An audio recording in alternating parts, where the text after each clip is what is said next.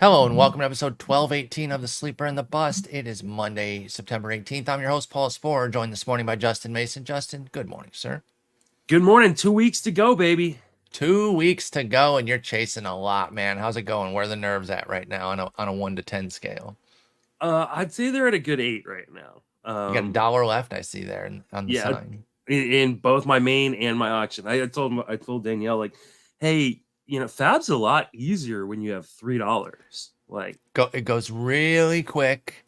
Don't have to do a bunch of research. I basically did my call with Greg last night for Greg because he's mhm. chasing down the main. I'm like, I'm still making my moves. I picked up Sawyer Gipson-Long. We're gonna talk a little bit about him later. I know you guys talked about him on yesterday's pod, but we're gonna spin it forward a little bit with some Tiger starters. But yeah, it's a lot easier when the money's out. Even if you're competing, if the money's out, you don't have that many options. Do I go two on this guy? That's my big spend of the week.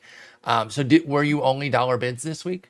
Yeah, in my main, I had $2 left. I decided that I would put a dollar bid on one guy. I was dropping Austin Meadows and trying to pick up an outfielder who's actually going to hit his body weight.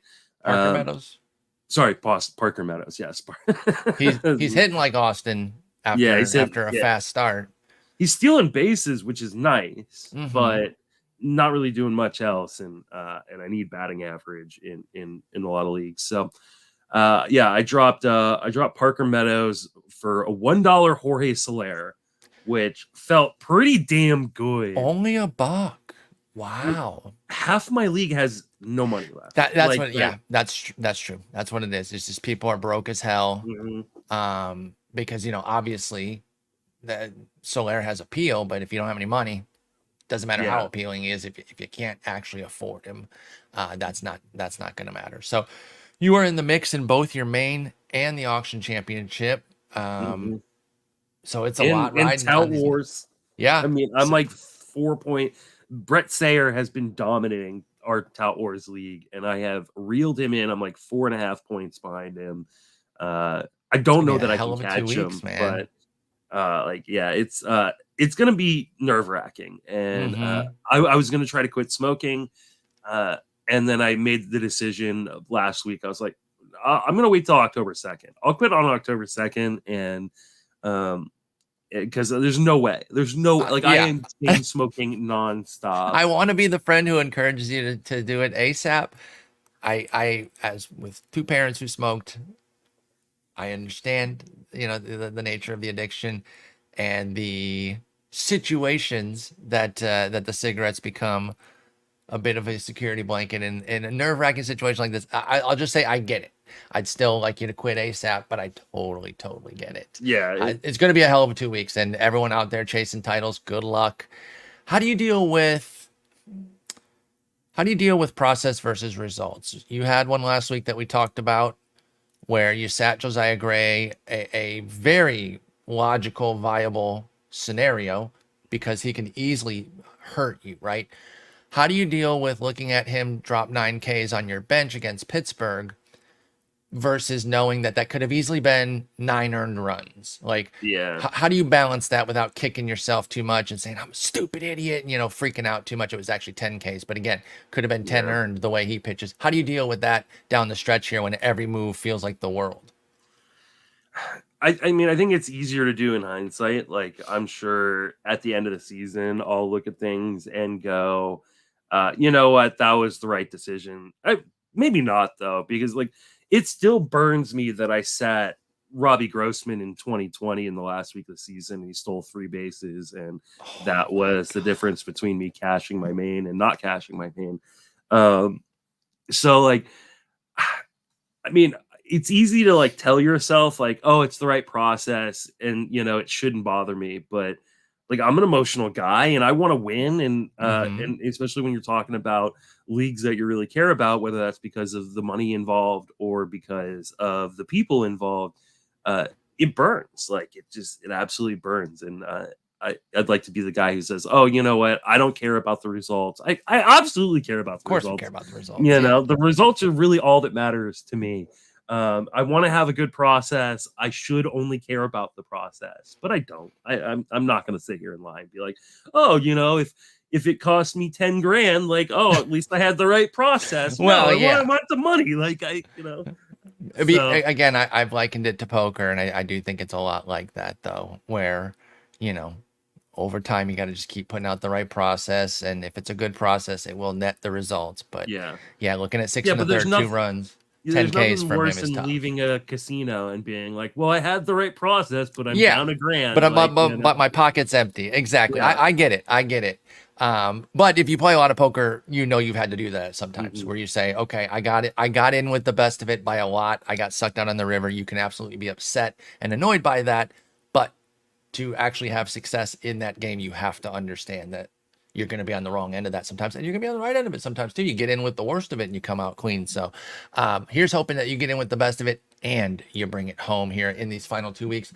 Let's talk a couple news and notes, and I want to get into looking ahead at three different teams by way of some groupings. We're going to look at some Tigers young pitchers, as I mentioned earlier, some Reds young bats, and some of the non-Acuña Braves superstars that they've cultivated this year. Guys that were already established, but also maybe some that have rebounded or reached a new level.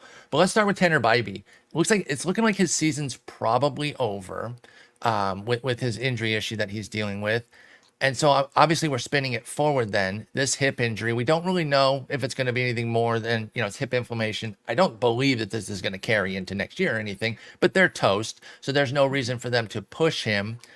What do you think about Tanner Bibee next year coming off of this rookie season? A 298 ERA, 118 whip, and 141 Ks with 10 wins in, what was it, like 142 innings?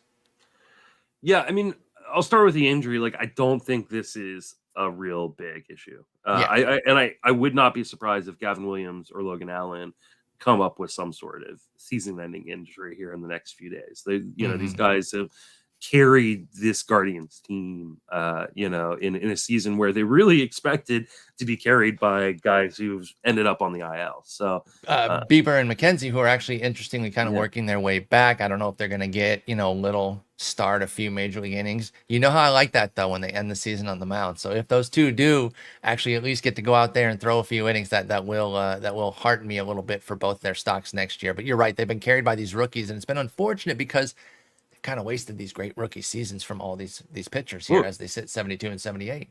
Remember when I think it was Gavin Williams was the first one, or maybe it was Logan Allen was the first one up, and we were like, well, where do they go once their other guys get healthy? Yeah, how are they going to fit all of them? How are they going to fit all of them? Well, they figured it out. Unfortunately, it was in a because they had too many injuries, but yeah. So as far as Bibee goes in terms of next year, I mean, he's a guy that I'm going to be extremely interested in.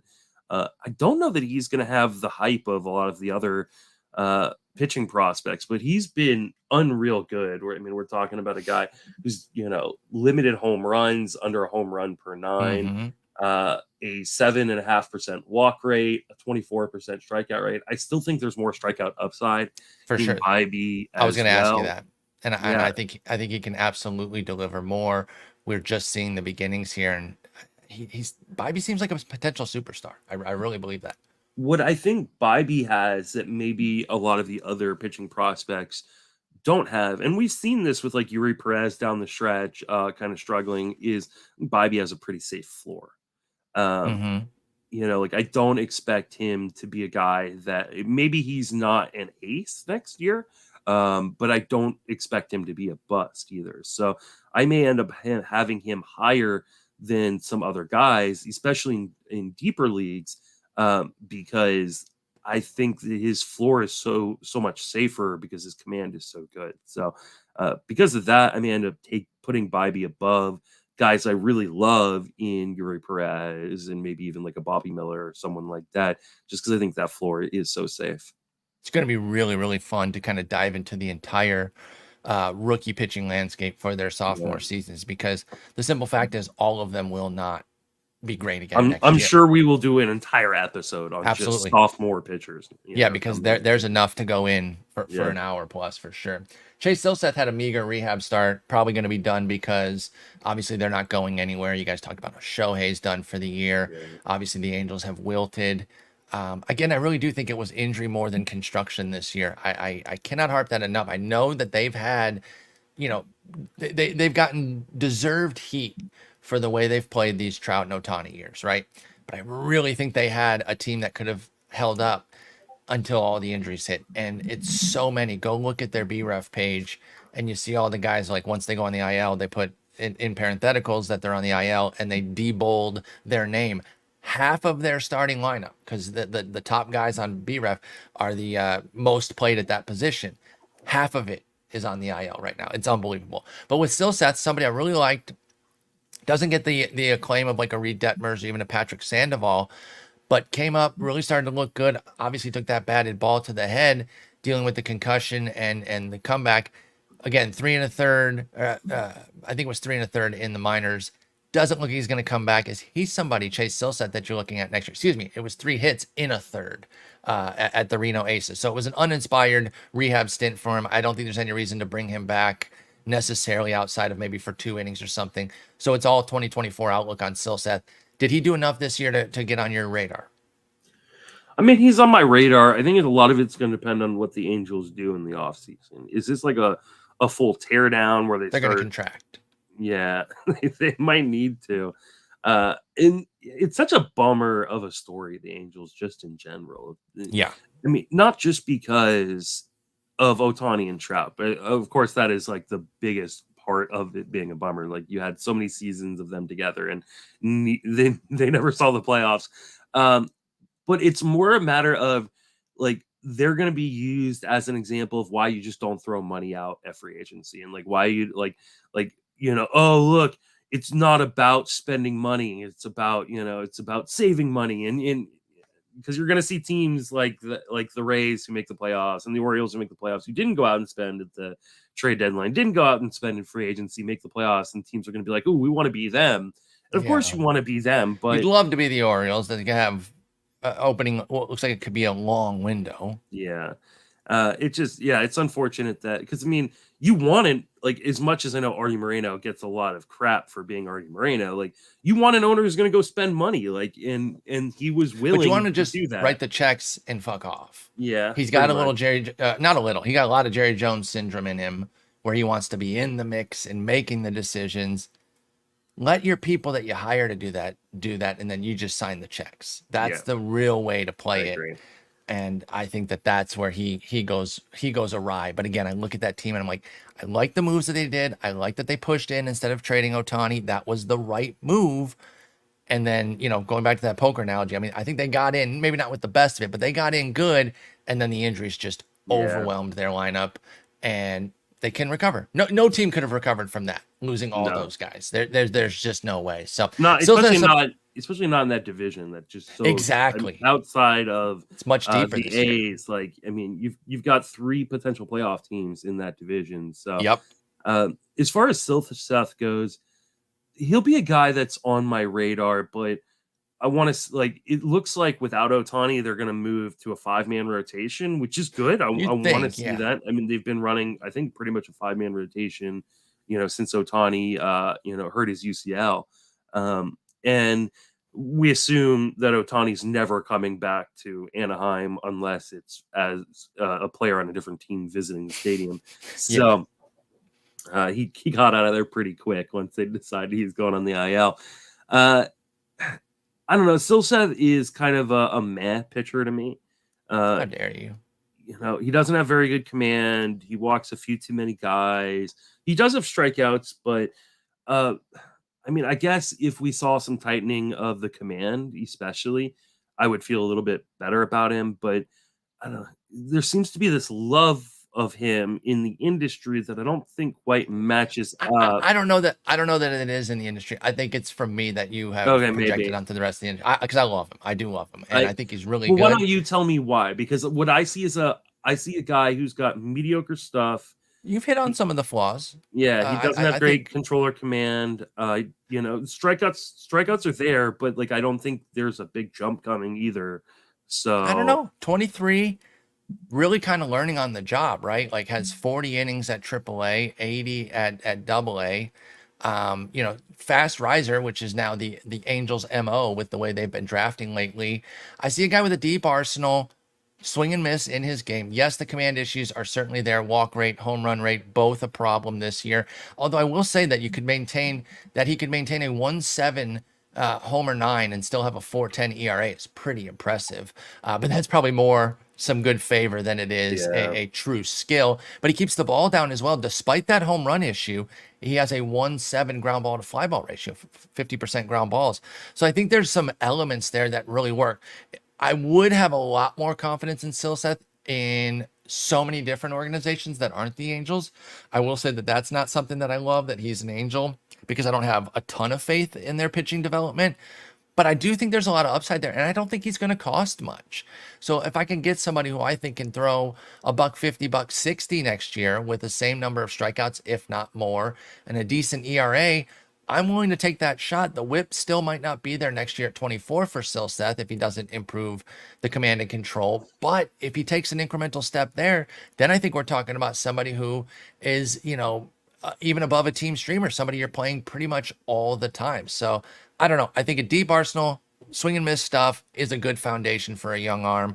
And I continue to like Chase Silseth. And I've been encouraged by what I've seen out of this year's 48 innings.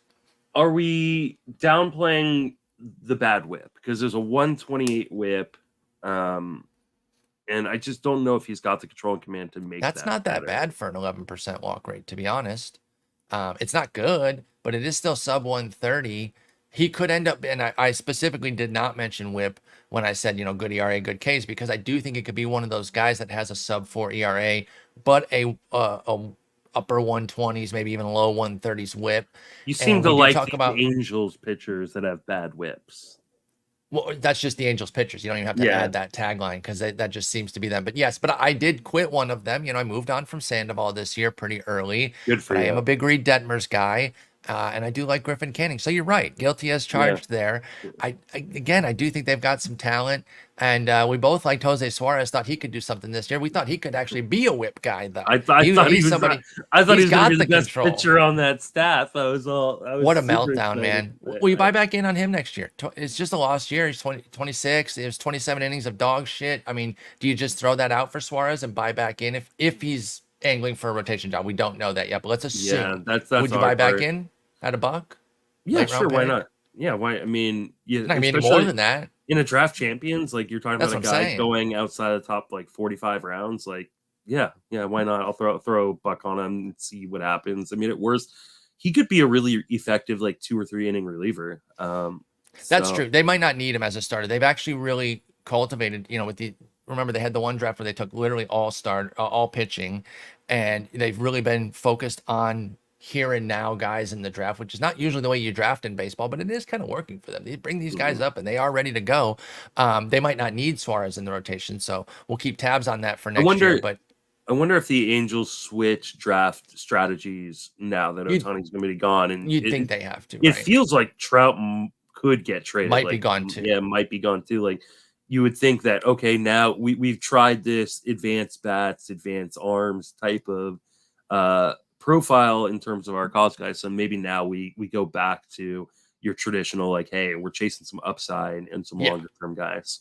I think that would make some sense. It made sense to go this route with the two guys that they had as they were trying to capitalize on the window, and they did get some good hits. But yeah, I think they might shift back toward standard draft practices. Frankie Montas threw an inning rehab. Again, don't really expect too much out of him down the stretch here. I think even if he came back with the Yankees, it would just be to get a feel back for a major league mound and throw a few innings. I'm not advocating picking him up, but I'm curious on where you're at with Frankie Montas for next year. Total lost season, gonna be dirt cheap even as a Yankee.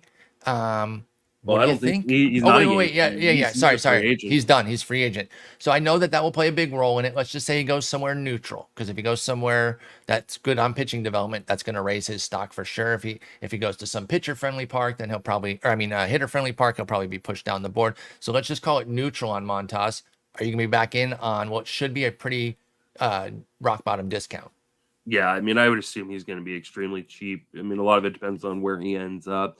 But yeah, I mean, he can't end up in a worse pitching park, or there aren't very many worse pitching parks than Yankee Stadium. So Mm-hmm. I would assume it's going to be a bump in value a little bit to him, unless he ends up back in Oakland, on a team that can't win games. So I'd actually be okay with that though, because the I park would, is because so so far it's nice. so great. Yeah, and he was really good He was in good there, Oakland. man. So Big uh, Montas fan. yeah, I mean, I've always loved Montas. I've always thought he has, front of the rotation stuff, and uh, it's a matter of he can stay healthy. Mm-hmm. And I completely throw out, end of last year, this entire year, He and was injured. Yeah, it's yeah, injury washout like that.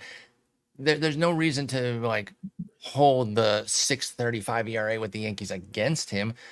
As we talk about often, that's built into the price. You don't need to double count it. Now, if you're worried about the injuries, sure, but you're taking risks at that point, and I yeah, just don't see a world where Montas is anywhere close to expensive. I think even if you go somewhere like Cleveland or Tampa Bay, a place that we do love where pitchers go, I still don't think his price would become cost prohibitive. I still think no, I Montas mean, would be look at like Eflin. affordable. Eflin was Yeah. still, even with all the hype Eflin got, like Yep. Eflin was still really, really cheap. And that turned out, he was a guy, very similar profile of, really, really good stuff with a questionable role in Philadelphia and inability to stay on the mound. And, yeah, he's had a couple bumps in terms of, I think, at the IL early on in the season. But other than that, like, he's been Other than that, Eflin. amazing. Like, he's been fantastic.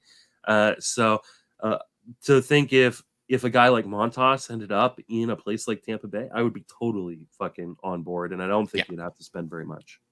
No, I think it'd be even be cheaper than Eflin, to be honest, because Eflin was coming off of pitching at Yeah. least, right? It wasn't a great season, but he had at least 75, 80 innings last year that you could go off of. With Montas, you're looking at maybe 2 or 3 if he gets back next week or something. All right, let's go ahead and take a big look ahead here on these team groups. Let's start with Tigers pitching. And obviously, I'm a Tigers fan, so I was excited to put this together because it feels like they're actually building something here and finally putting some pitching together. Now, it does include one of the guys that was supposed to be here, and that's Tarik Skubal. But the other two, not as well known. I'm not going to say Casey Mize. I'm not talking Jackson Jobe yet. Matt Manning doesn't. I mean, I'm not sure he could miss our bats if we were up against him. He might get us out on a ground out, but my man cannot miss bats. So we're not talking about the guys that were supposed to be here outside of Skubal. We're throwing in Reese Olson, who's been a second half stud for folks down the stretch here. And then Sawyer Gipson-Long, who I mentioned at the beginning. You guys talked about him yesterday. Your guys, Tyler London, as well as Jason Collette, they were a little more tepid on him. You seem to be more into him, at least for the rest of this season. But let's spin it forward here. What do you think of this Tigers trio? Are they actually putting some things together here with Skubal, Olson, and Gipson-Long? And then we'll get into them individually. Are you excited about the Tigers' pitching future here, especially because of the park that they pitch in? I mean, you've got to be. I think you have to be, and I think, yeah, I think Jason and Tyler both kind of undersold Gipson-Long. Like, he's got really good command, and like, this stuff isn't overpowering, but he mixes it really well. He's not like one of these young pitchers who comes up and I got one really good pitch and I'm going to throw it Here all it the time. is. Like, he's got, I think, 2 pretty good pitches and a third average pitch that Yeah. he'll kind of throw at any time, which is, really, really nice considering, he's a guy who, 7.5% walk rate, really good at not giving up home runs. The park obviously helps. The division helps. I mean, I like him a lot. Reese Olson to me seems like, I don't know, just an average dude. Like, Really? yeah, I mean, I thought you were going to end up gassing him up a little bit. I like Reese Olson. yeah, the command is a little bit shaky for me.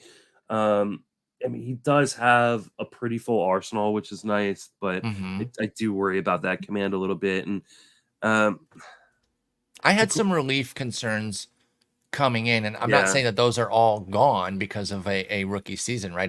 Guy can, come back to earth, and then all of a sudden you're looking at him as a reliever yet again. But I do think that there is, I think there's a little bit more there with Reese Olson. I get your point about the command. It's been a little wobbly, and he's had some bad outings. But if you look at it, on the whole there, and maybe some skippable ones too, right? Like the really bad start against the Cubs, you could have gotten away from that. I don't know if it was part of a Yeah. 2-start week or not, but like the Cubs are good enough that you could have avoided them. And then the Twins one, you might have worn that one because he had been so good against them to start before. And even though we know that doesn't mean he'll be good against them in the next start, you still have it in your mind. Oh, he went 6 scoreless, 8 Ks. So you start him against Minnesota the second time, and he goes 2 2/3, 8 hits, 4 runs for Reese Olson. But the most recent 4, if you started him for those down the stretch, then you love Reese Olson. By the way, that's another thing I want to talk about real quick. As you're in these fights here, how do you balance not overvaluing a guy who really helps you down the stretch the following year? So, like, if let's say you got Reese Olson on August 28th and you've gotten these 4 starts, how do you make sure that you stay tempered on somebody like that next year when he was your fantasy god down the stretch? I mean, I mean, Is I that think something that you even obviously- deal with? Sorry, I interrupted you before you can answer, but do you even deal with that? Do you ever find yourself like raising a guy? He was my guy down the stretch. I raise him 10 extra ranks or anything. Do you ever find yourself engaging in that phenomenon? Because I do sometimes. I don't think it's the guys down the stretch that did a lot for me because I'm pretty good at kind of compartmentalizing things and in separating. I think it's the guys that I was like, unless it was a guy like, hey, say Suzuki. I think is a really good example last year of Our a guy boy. who I was really in on him coming into the season. He struggled most of the season, and then he finished really strong. And I went, okay, he was a guy I already believed in. He finished really strong. I'm gonna go all in on him again. And the only reason I didn't have him on like every team was because he got that kind of late spring injury and kind of bailed The me out. oblique. But had he not gotten that, he would have been on every single one of my. He's been great, by the way. Just to and throw that in. he's Seiya doing Suzuki, the exact same thing I'm over again. fully back in next Yeah, I year am on too. Seiya Suzuki. Let me just put that out front there. So you don't necessarily, if Reese Olson was carrying your team right now, you would not be finding yourself elevating him maybe too much. You do not suffer from that phenomenon. That's good because you do want to temper that. And again, I'm not saying I rank somebody 20 spots higher than I thought, but I give them, I give them the tiebreakers basically because I got some favoritism toward them. I think too, like, and I know I talked a lot about this kind of early in draft season and late in draft season as well. But doing the projections, I think for me, really helped kind of cancel out some of the noise because there were, and it's when my real successes this year have been when I stayed true to, okay, I did my numbers right, and then I put them in the program. The program told me this is how much the player is worth, and when I stuck to that and I didn't reach on guys that I had love affairs with, like Jared Kelenic and Jordan Walker, like my teams turned out really, really good. You just sent us into the fire to take Jordan Walker. Well, no, I did too. No, I'm just messing with you. I'm just messing with you. But you didn't get outsized with it once he was guaranteed the job. Yeah, he didn't go skyrocketing up your rankings because you had already put him for like a decent sample size there. So, it is about kind of tempering your expectations, your excitement on some guys, even the ones that you really, really like. And I do think that the handmade projections that we did helped us with that. And obviously you're having a wonderful season. I'm not having as good of a season, but I'm still pretty happy with how things have turned out in the midst of the early start. Let's talk Skubal. Yeah. Oh, go ahead. Yeah, because I was saying the guy we haven't mentioned is the one I'm going to be the highest on. This is the dude. I think everybody's going to be high on him. The RotoWire pod, Scott and Jeff last night talked about him, and they were talking about how he's going to be sky high. And I was in the chat saying, and I'm going to be driving that train. Yeah. So I have no problem hyping this guy up, not just as a Tigers fan, but because I fully believe in what Tarik Skubal's been able to do. How high are we talking next year? Are we talking top 30 starter, you think? I mean, he's been amazing. I think he's going to be a top 20 starter. I mean, I don't know that I'm going to be willing to take him there, but I think he's going to be in the top 20. And when you said top 30 before you said starter, I was like, oh, top 30 pick. Overall. Top 2 rounds, Tarik Skubal? I could see it. I mean, the hard part is, like, what do you project him for innings next year? You're not going to project him to throw 100 more innings than he threw this year. So, Actually, yeah, I would. You're gonna I don't think they're going to baby him at 170? all. Yeah, Wow. absolutely. He's 27 years old. He's reached a peak of 149 in the majors. You go off of that peak. You don't go off of last year. Unless they actually see any reason to believe that it's going to break him, which I don't know why they would. I He don't does know have that. a pretty violent delivery, and I like, mean, he does, that's just yeah, going to be the risk all the time with Tarik yeah. Skubal. Then I I mean, don't I know that agree at with you. I think they 27. should. I think I'm gonna. I think they turn him loose a bit. Yeah, I think I'll probably project him for around 150. I was thinking Um, 160.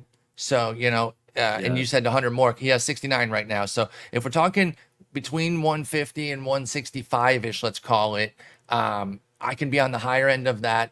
And you're talking 31% K rate this year, 5% walk rate, 14% swinging strike. Those are all better than last year's marks, which were 25, 7, and 12. And those were good marks. So even if you bring them back down to those marks over a full season, you got no problem with that. And the beauty here, and he showed this in 2022, Skubal did, is he's really quelled that home run issue. yeah, And he showed that it wasn't just home run to fly ball suppression. He has that again this year, an 8% home run to fly ball, but that's because of the way he's pitching as opposed to just getting lucky. He completely shifted from a heavy fly ball home run guy to a ground ball home run suppressor. And in that park, it has really elevated Skubal. And I agree with you. I think he has a chance to be put into the top 20 of some people's rankings for sure, yeah. among And I mean, starters at least. like I said, I don't know that he's gonna end up there for me, but he absolutely could. Like he's been great at limiting walks. He's been great at limiting home runs, and he's getting a ton of strikeouts. Pitches in a Velo's good up park. too, Yeah, like almost and 2 miles. again, this is another one of these guys that like he doesn't have to rely on one pitch. Like he can throw any pitch at any time, and he's got a full arsenal. Like injury is my only concern with him. We do have the Tommy John honeymoon, so you know, I'm probably I definitely have an uneasy feeling about him just because he has been injured so much early on in his career, but he should be healthy. Yeah, I'm gonna get overly excited about Skubal at some point, and it's probably gonna be a little insane. So, You um, might get pushed out though, because we're not going to be unique here at all. yeah. Well, and the thing is, There's going to be hype. there's a lot of young pitchers, and you can't hype That's them all. true. Like That's you know, true. like and so maybe there will be drafts where he doesn't go as high because other people are excited about the Yuri Perez's and Bobby Millers and guys like that that And the took big Cleveland steps guys. and Yeah. the Cleveland guy. Like I mean, there's like it's so interesting because I did the Tout Wars mock draft. I think it was 6 rounds, Hmm. and the thing I said afterwards was, in spite of all the injuries to starting pitching this year, there's still an amazing crop of young, good, intriguing starting pitching for next year. And so it's just going to be a really, really fun draft season. I mean, I really think it's going to be an absolute blast. I can't wait. Grayson Rodriguez or Tarik Skubal? Skubal, I don't think that one's actually close. I like Grayson Rodriguez, but I think Oh Grayson man. Rodriguez belongs in that young pitcher, we're hoping is going to take another step forward. And I think Skubal's already there. I think Skubal is the step forward that we want to see Grayson Rodriguez take. Skubal is ahead of him in the development. I would agree with that. I think Grayson's second half is going to put him in a similar draft range. I think we're going to see top 30, top 35 push. But again, like you said, you can't put them all there. So some guys are going to have to be in the 40s, and there's going to be pockets of value in the 40s and 50s among starters that are going to be big names, relatively big names. Where we're like, damn, this guy's down here because he's just got crowded out, let alone the guys who are going to come back from injury and add to the pool. So it's going to be wild. I kind of can't wait to get into it. But as I was talking to you before we started the show, I'm also ready for the decompression month that is October. So we will point out right now to those who are listening, which I know is mostly just those that are still contending in their leagues. We'll go to once a week in October. It'll be a slowdown month, and then we'll dial it back up in November. But we like to take kind of that decompression month. Justin's going to be Scrooge McDucking into all his winnings, and I'm going to be crying In my projections, I'm going to be like, I'll be in my projections for sure. Maybe I'll do some like stuff for like the Discord. Like I know like Nick does like a daily like, oh, I'm gonna like live stream like me going through projections and stuff. Maybe I'll steal his idea and do that for the Discord. So for those of you in the Yoink and Patreon Twist. Discord, yeah, it's a YouTuber I like called named Ludwig. He talks about the yoink and twist, where you take an idea but you put your own twist on it. So take Nick's idea, but then you do something a little bit different than that, and so then you're I'll not do it just in the Justin Mason bathing suit. boom. That's good. There's the twist, the yoink and twist. So it's perfect. All right. So yeah, we like those Tigers young arms, obviously to certain, to different varying levels there. Skubal, you're paying the full premium. Reese Olson's going to be one of those later round guys. And then even if Sawyer Gipson-Long puts up 2 more big starts, he's still going to be remarkably cheap next year. So I don't think you have to worry too much about that. Let's talk these Reds young bats, because obviously they were the hottest thing going at a certain point in the summer. And that has really come back to earth, as we should have, of course, expected. But in the moment, it's really difficult to see it, right? You're just so enamored with how great they are. It's easy to be super excited. And I'm not just talking Elly, who we're going to obviously get into, but of course, Matt McLain ended up getting hurt. He didn't slow down. He just got hurt. Spencer Steer's been there all year, and he's just had an excellent year. He hasn't been off the charts, but he's been damn good. And then maybe the latest flavor of the month for them is Christian Encarnacion-Strand, who might be raising his draft stock down the stretch with some quality work. He and Noelvi Marte are the two that are actually playing well here a bit down the stretch, while Elly has sputtered and McLain is on the IL. But let's start with Elly De La Cruz, right? He's the biggest one. I think we did an episode where we asked if people are going to take him in the first or second round, because that's where the talk was at the moment. Oh my God, this guy, power, speed, he's the greatest player ever. Obviously, the swing and miss was always an issue. I mentioned it at the time that we had to be nervous about that. But now here we are face to face with it. He's hitting 235. He's got an 82 WRC plus, but he still has 11 homers and 29 steals. So the fantasy heat is still there for Elly. But what do you make of his season since he's had the real come down? Do you think he readjusts to the league, or is he going to be one of these mega volatile guys? Because if you look at it by month, it really was only the June that was good from a rate standpoint. July, August, and September have actually been legitimately awful. They're all under 700 OPSs, sliding down 686, 663, 517. So what do you do with Elly off of the half plus season that we've seen? Oh man, I hope people want to fade him. I don't think they're going to want to. No, I don't think so either. I think other people are going to think that too. Everyone's going to fade. We're all going to kind of talk ourselves into that. So I'm going to take him here. And it's like, wait a minute, he's already gone. If he's there in the third round, like I don't know how I'm going to pass him up. Like he makes league average zone contact. Yeah, he does swing outside of the zone a little bit too much, and I think he needs to be more aggressive at the plate. I think that's one of his main issues. He's got like a 61% zone swing rate, and I'd love to see him get that up like towards 70. But he crushes the ball. He's got amazing speed. He's a good defender. Like everything is in line. Yeah, everything is in line for him to just be an absolute superstar. And my projections for him are gonna feel insane. I know they are. Like I haven't done them yet, and I know they are. So it's gonna be a different construction here when I say this name. It's not a 1-to-1, but when you talk about an insane projection that we were like, are we sure this is right?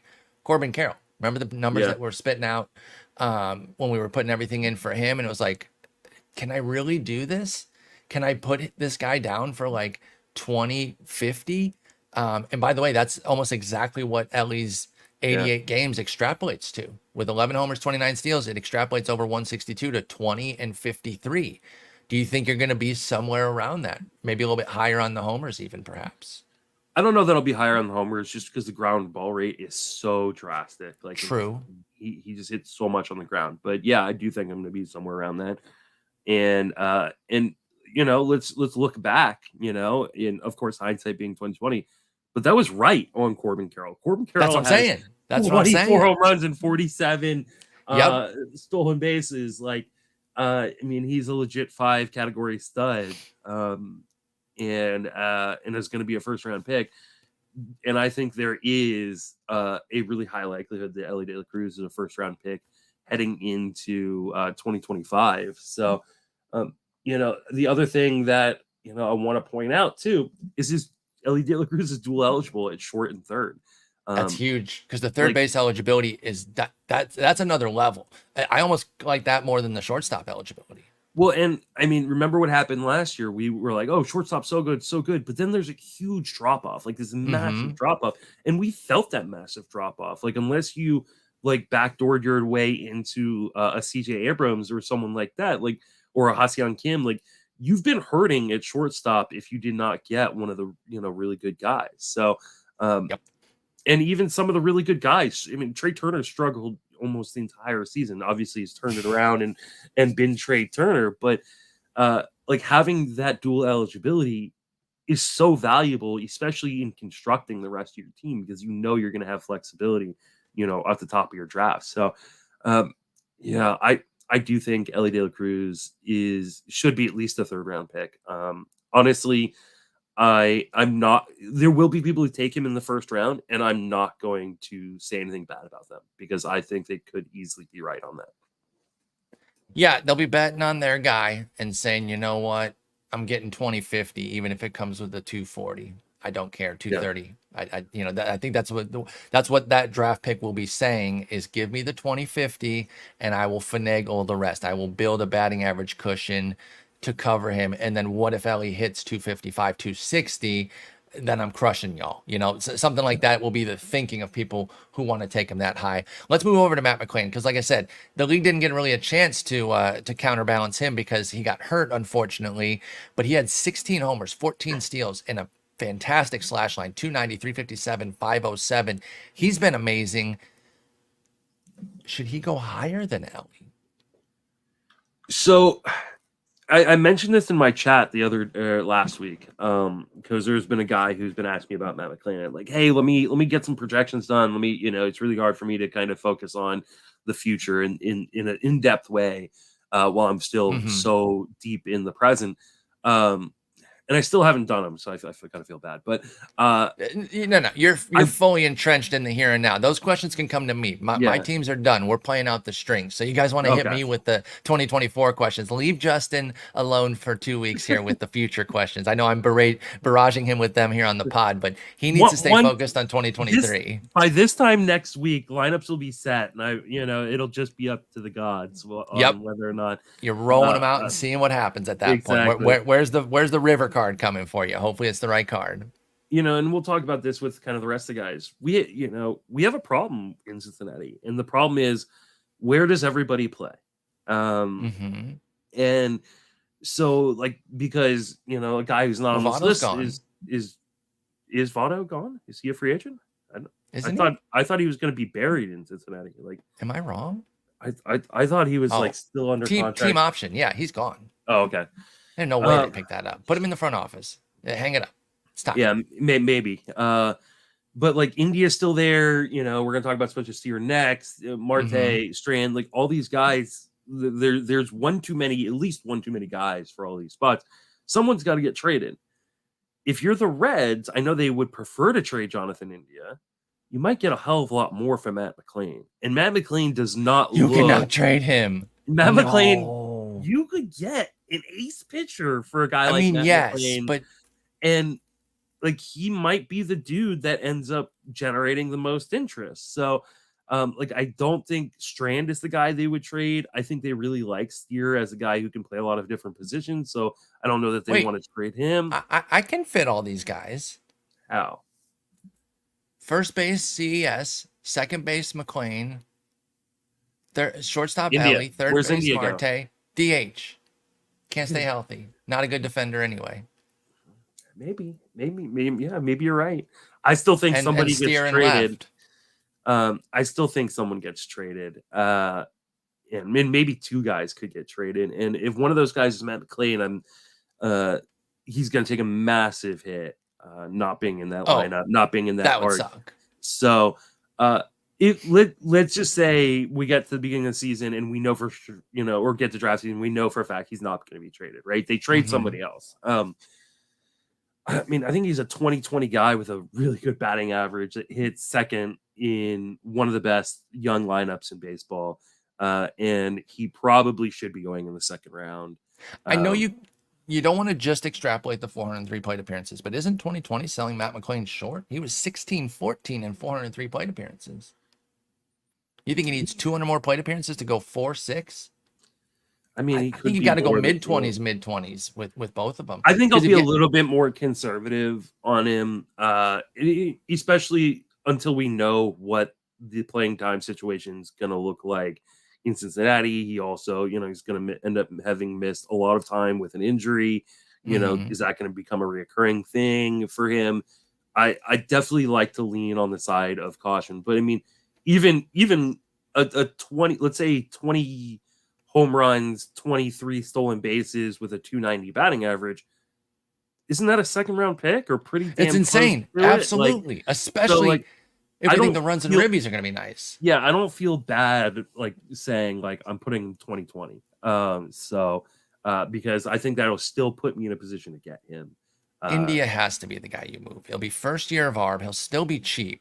You can still get a quality arm for him. You're not going to get an ace, and yes, you'd get more from McLain. I'd be floored if they trade McLain. I really, really would. I don't think they should, but I'm just saying. I think they keep the young core together and move somebody like an India for a decent mid-tier arm. Like a guy they used to have, like a Tyler Mahle type. Not the same build, not a guy who has home run issues, but that same caliber of pitcher. I think you can maybe get also, for an India.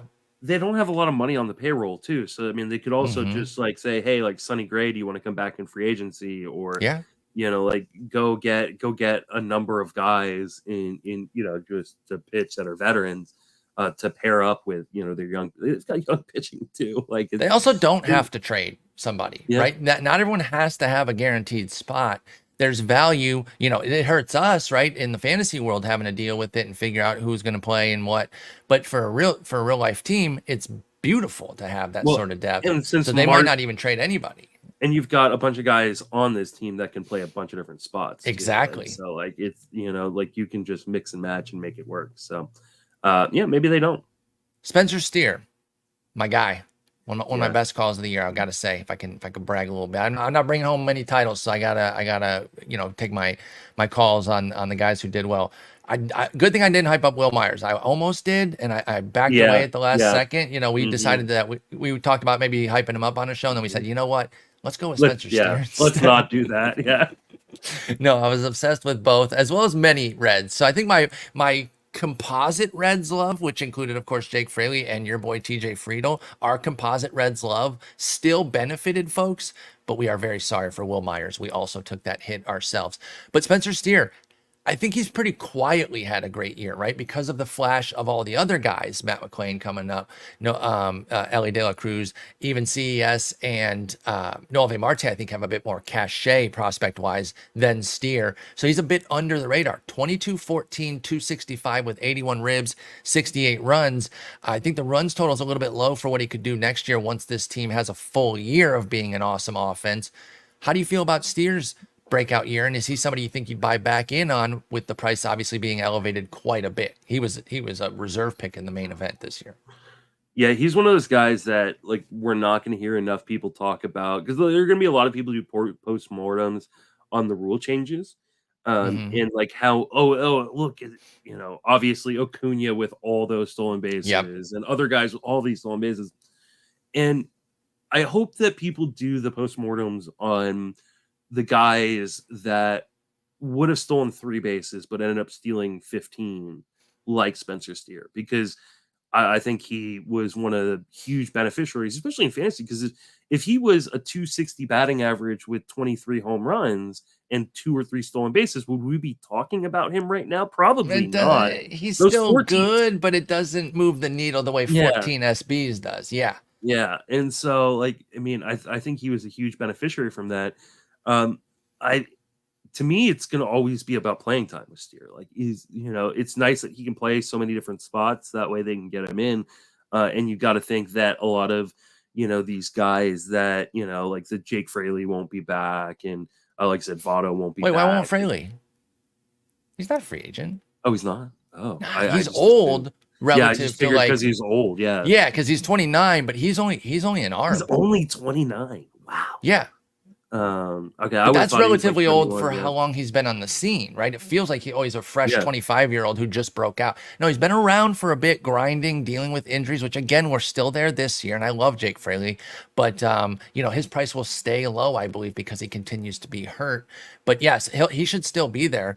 But Steer has quietly become kind of a Zobrist type, right? He plays yeah. everywhere. I don't know where he qualifies. Let's see here. He has He's gonna first because he qualify everywhere. First, 60 third, at outfield. first. Yeah, that's great. And if he can get 4 games, which I don't know that how often he's playing at second base, but if he could get 4 games in the next 2 weeks, he would get second base as well. Yeah, he started second base last night. Come So on, David Bell, hook us up. and I mean he did go through like a stretch a week before that where he wasn't playing second base at all. But prior to that, like he was their everyday second baseman prior We to need India 4 coming back. games. So Oh, but India's back now, huh? yeah, you just need India to like trip over something and Just yeah. let him DH, but Votto's back too. So yeah, he probably won't get it, but he will have 3 positions. So Steer, you mentioned the steals. We think he can stay a double-digit steal guy, right? I do. Yeah. Yeah, I certainly do too. So I'm in on him. Do you think he's a single-digit round pick? I think it would be late Maybe. if so, like 8 or Yeah. 9. But I I'm think he's thinking more early teens mostly. yeah, Especially as pitching gets pushed up and stuff, and bingo. and closers get pushed up. So, but I think he is a totally adequate player. Like I don't like I don't think he's anything special, and I don't think it's another huge step for Steer coming. But like he's gonna be at least triple eligible, maybe quadruple eligible. He contributes in power and speed. He's gonna be a part of this, fantastic lineup in a great park, in a good division to hit in. Like it's not Yeah. like the like you don't outside of the Milwaukee, pitchers, like you don't look at any of the pitchers in that division where you go, oh, I'm super worried about And you him. like that park too, right? Like, so Yeah, you don't love it. love Yeah. facing Woodruff, Burns, Peralta, but at least you get the park favor. If you do Yeah. happen to connect with one, you can maybe go yard off of them. Hmm. So yeah, I think it will be a nice spot for Steer. I don't think he's going to be overpriced. I'm looking here. I'm trying to find a comparison from last year around that range that you're talking about. Let's see here. Alec Boehm didn't run, but he went 163. He actually kind of would be Alec Boehm, right? I think Yeah. if we're talking about, if he doesn't have those We steals, were he's Alec hoping Boehm. we were hoping he was going to be Alec Boehm, like Exactly. And he ended up being a little Boehm plus. I can't really find somebody in that range that also stole, at least not at third base. Let me see if I can find somebody at second base that kind of fits that. Like Nico Horner went 144. Jonathan India, the aforementioned, went 157. India. I mean, isn't a bad comp. Yeah, Do we think that's somewhere where Steer is then or that's close to around 10 then for a 15-team league? yeah. 9, 10. I think that feels about right. Okay, now let's talk about the two guys that haven't been around as much. They're dealing off of smaller samples, which I think should keep their prices at bay. Christian Encarnacion-Strand and Noelvi Marte. Let's talk about them kind of as a pair. Do either of them jump out to you as somebody that you're going to be targeting next year on a discount, or do you think that the playing time issues that you raised earlier are going to keep you from going too crazy on them? I mean, it feels like Strand is probably the everyday first baseman. So You got to be, right? Yeah, I would assume so. And I think Marte is probably a fairly regular at third. So, yeah, I think I'm going to be targeting both. I don't think either are going to come at a discount necessarily, especially, both are kind of finishing strong. So, I mean, What do their prices look like then? Probably somewhere between 10th round and 13th round, something like that. You think they'll be that high? I think CES has a better chance to be. Yeah, but Marte's got the longer prospect pedigree that everybody remembers. True, but I think we're going to hear 30 homer talk for CES. Like the people that really like him, they're going to be talking up 30 homer potential. And so I do think he could push up closer there. I wonder if Marte might end up being a little bit sneaky cheap relative to the other guys there. You're right, he does have the longer prospect pedigree as like a stud prospect, and he is a power speed guy, at least ostensibly. 11 homers, 18 steals in the minors in 400 plate appearances, and then 1-6 so far in the majors. So if Noelvi Marte is like a 14th, 15th rounder, are you snapping him up everywhere? I think so. Yeah, that feels about right. Like, I mean, obviously I want to reserve a little bit of my judgment for sure when I've done my projections. But I'm not holding you to this. Don't worry. I think I'm going to do my hitting projections first, so I should have them done hopefully, pretty early on in October. So, but yeah, that feels about right. I mean, I like Early in Marte a lot. October, that's 2 weeks away. You know that, right? 3 weeks away. Don't Well, I put mean, the that kind of beginning pressure of on October, yourself. right? Early is like before like the 10th, right? Like so. Okay, so you're talking about like a I'm month-ish. I'm going to Disneyland like middle of October. I want to have my projections done. Like You're psychotic. I respect it. so I respect it. I at will least not have mine done by then. my first run. I will have rankings. I will not have the projections. So I will have projection. Well, I'm getting my rankings. rankings from projections. I get it. I'm actually going to do a first run projection, and then I basically want to see how much they change when I do run the projections. And so I will have something out because I want to have a ranking sheet ready for first pitch Arizona, and then so I can post some of that, and then I will. Once I start getting all the projections, we'll see how the guys change, and I can point out, oh my God, I thought I was going to be here on this guy, and he moves up 50 spots. This guy moves down 40 spots. So we'll go through all of that sort of stuff. But yeah, I think Marte and CES could be a really fun ways to get pieces of the Cincinnati lineup without overpaying too much if you don't want to get in on the flashier guys. Let's talk some non-Acuña Brave Stars here. We only have a few more minutes to wrap up. Yeah. But I want to talk about where you're at with some of these guys. Obviously, Acuña is going to be the number one overall in most leagues. Probably no later than 2. I mean, I think he's 1 or 2 in every single league. So we don't really have anything to discuss there. Matt Olson, we talked about him just 2 weeks ago, but he has not slowed down at all. Is he getting enough hype for hitting 52 homers? I don't think he is. I feel like he's not getting talked about nearly enough. Yeah, it's unreal. Every time I mean, he's got to be at least a second rounder, right? I think there's going to be maybe late first. Put him in late first. And if you can pair him with a guy who steals bases, like you're going to be extremely happy. Like, I mean, think of like a Strider Olson start with, I don't know, like Harris. Do another Brave. Harris, get Harris in the third and just go triple Braves there, and you've got your ace. Your I didn't even think about Strider being a Brave too. Speed. I mean, you could. There are leagues like out there. It's like where you just draft the whole team. Get Iglesias as your closer. Just they might not be this good next year, but I don't really see them falling off. So yeah, with Olson, I just want to mention him again real quick because we did talk about him 2 weeks ago, but he's just kept it going. I think he's hit like 7 or 8 homers just in the 2 weeks since we talked about him. He was up to 52. That's crazy. Harris, we did talk about in that same episode, a different context, but he's also been blazing hot in the 2 weeks since then. He's now up to 18 homers, 20 steals with a 296 average. I think we have to take back our victory lap from I'm not too early. It back. Because how many 10 and 12 team leagues did he end up on the wire? Like you never, obviously in 15 team leagues you held on to him. If you drafted him, text us, or DM us, tweet us, post it in the comments. There are plenty of people who dropped him. But you're talking main event because in leagues with IL you didn't cut him. He was only out for 20 days. I almost picked him up in a number of OCs. That's crazy. Because he was so bad early on in the season. He was terrible.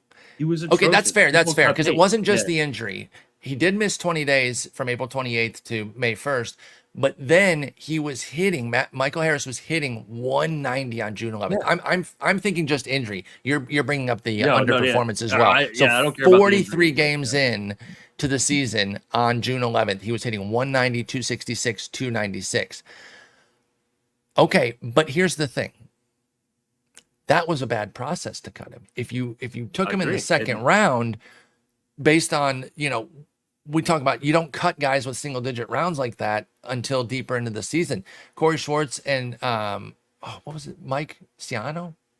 That was his co-host. I can't remember his last name. It was Mike, but I'm thinking of Mike Ciani, who is an actual baseball player, and I want to say that his last name is similar. But they used to do the Fantasy 411 way back in the day, and they used to have kind of a little rubric of there's like 23 rounds and 26 weeks, so it's not a perfect 1-to-1, but basically you work backwards of when you should cut a guy. So you shouldn't be cutting a second round guy for a very long time. So it's a bad process by those folks. I'm willing to take a bit more of a mea culpa than you are on that because we were patting ourselves on the back for saying not to draft him that early. I still am glad I didn't because I wouldn't have known necessarily what to do. I would have wanted to cut him in June when it was going that poorly. But if you didn't, things went very well. But now where do you stand after another year here and an amazing summer that really puts him back on the map? He's 2 homers away from 2020. are you back in next year? Because the price is probably not going to go down much. Yeah, I mean, I probably still won't get him. I do worry at just how much he's Mike outside of Ciano, his I zone. did get it right. Sorry, didn't mean to interrupt you there, but I knew I was confusing him with the baseball player, and I was like, they don't have the same name. It's Mike Ciano, Mike Ciani. Anyway, continue. You're not going to pay that price if he's third round, Michael Harris. What do you think? Yeah, I just because I want to run the numbers like where does he actually come out in terms of like money earned? Because talking about a guy with 53 RBIs and 72 runs scored, like is A lot of batting ninth. yeah, he's not moving up the lineup. Like he's probably going to True. bat ninth, unless someone gets injured again. So That's a good call out. um I do like the 5-point increase, improvement, I should say, not increase, improvement in K rate from 24% to 19, because that was a big issue that we had, was the poor plate skills. He didn't really add any walks though, from 4.8 to 5.1. That's basically the same walk rate, but I do like that he's at least cut into the strikeouts a bit, even if it's not that much. What round do you start to get interested that is actually realistic? Like, obviously if he's in the 7th round, we wouldn't take him, but he's not going to go there. 4th, Yeah. 5th, where you at? I think where does Harris drop to that you would be like, I'm in? 5th round, especially if I have some like really big studs at the top of my draft where I go, okay, I'm getting 100 in terms of runs and RBIs. Like getting 50 RBIs from a guy in your first 3 or 4 rounds, like that hurts. Like that does not help at all. And for only 20 steals, I need more steals than that to take that trade off, right? Usually, if you're getting that few ribbies, it's because you're getting some rabbit who's got 40 something steals. The batting So, I don't know. average is great, but Yes. like, you're talking about a guy like you just look at his second half where he's been on fire, but it's still 9 home runs, 9 stolen bases. Like it's not like out of this world. That's fair. And we still have, not great plate skills, right? Like, Yeah. He makes a lot of contact in the zone, but he also swings outside of the zone a ton. 42% O swing. That's big. Like that's scary. And I think you could still feel those huge ups and downs. So yeah, they're going to be people more excited about Michael Harris than me. And maybe if he does fall into 5th round, I'll be fine with taking him. But like, I'm also not going to be like jumping for joy that I got him in the 5th round. I think that's all completely fair with regards to Michael Harris. Austin Riley basically repeated last year, and that was after a bit of a slow start. And he was a top 2 round pick last year. Does he go there again? Because he repeated, or does he get pushed out by newcomers? Austin Riley, what do you think? I think there's a chance he gets pushed out by newcomers, especially because he doesn't offer anything really in speed. I mean, he stole 3 bases so far this year. Yeah, I can't imagine he's going to steal more than 1 or 2 the rest of the way. So, but I mean, the lack of depth at third base, like it's meaningful, right? Like to get 40 home runs from your third baseman, like there's just not that many guys that can do that for you. So, him or Devers? I mean, I think they're the same guy, right? Like, they really are. Yeah, I agree. Like so either or, like whoever falls to me. Let one get taken. That's your signal to take the other, type of deal. Exactly. I mean, I took Austin Riley in the 2nd round of my main. I'm happy with that pick. Okay? Absolutely. And I don't think you're going to have to pay 2nd round next year. Yeah. I really do think he gets pushed down a little bit by the newcomers to where he's a 3rd rounder through no fault of his own. And then you're just happy to kind of take that solid ass production there. Sean Murphy, absolute stud. I know the playing time has been a thing that's been bothering people, understandably.